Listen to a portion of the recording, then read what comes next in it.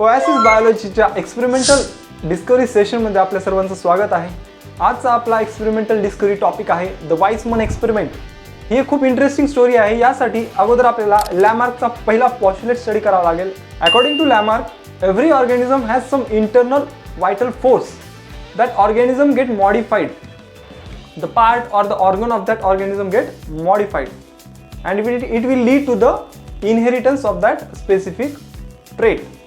According to Lamarck, प्रत्येक organism मध्ये काहीतरी इंटरनल वायटल फोर्स आहे. जेव्हा एखादा ऑर्गॅनिझम त्या वायटल फोर्सला अप्लाय करतो, त्या ऑर्गॅनिझमच्या बॉडीचा तो स्पेसिफिक पार्ट मॉडिफाय होतो, ॲडॅप्ट होतो, आणि तोच पार्ट तो पुढच्या जनरेशनमध्ये इनहेरिट करतो, असं लॅमार्कचं म्हणणं होतं. याला विरोध केला वाइसमन. वाइसमनचं म्हणणं काय होतं? There is no any vital force which leads to the evolution.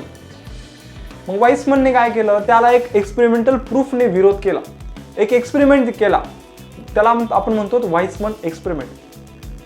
त्या एक्सपेरिमेंटमध्ये त्यांनी काही माईस घेतले, त्या माईसमध्ये ब्रीडिंग केली. मग ब्रीडिंग करत असताना त्यांनी जे माईस घेतले होते त्यांची टेल कटिंग केली. टेल कट केल्यानंतर त्याने सांगितलं की त्या माईसवरती काही वायटल फोर्स अप्लाय केलेला आहे by cutting the tail of that mice, and he then breeded that mice and produce offspring. He done this experiment for 5 generations. हे एक्सपेरिमेंट पाहिल्यानंतर मला एक प्रश्न पडला की एवढे माईस लॅबमध्ये कशा पद्धतीने त्याने हँडल केले असते. मग 5 जनरेशन्स पर्यंत त्या माईसचे ऑफस्प्रिंग्स त्याने लॅबमध्ये ग्रो केले आणि त्यांच्यावरती एक्सपेरिमेंट चालू राहील. एकही जनरेशनमध्ये कोणत्याही माईसची टेल स्मॉलर इन लेंथ किंवा टेललेस माईस तिथे तयार झालेला दिसला नाही.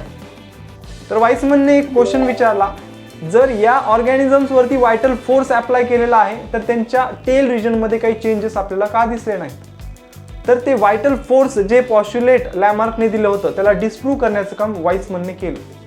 He concluded, according to his experiment, that the inheritance of the acquired character only occurs when the changes occurs in the germinal cells and not in the somatic cells. तर हीच होती आपली आजची वाइसमन डिस्कवरी. थँक्यू.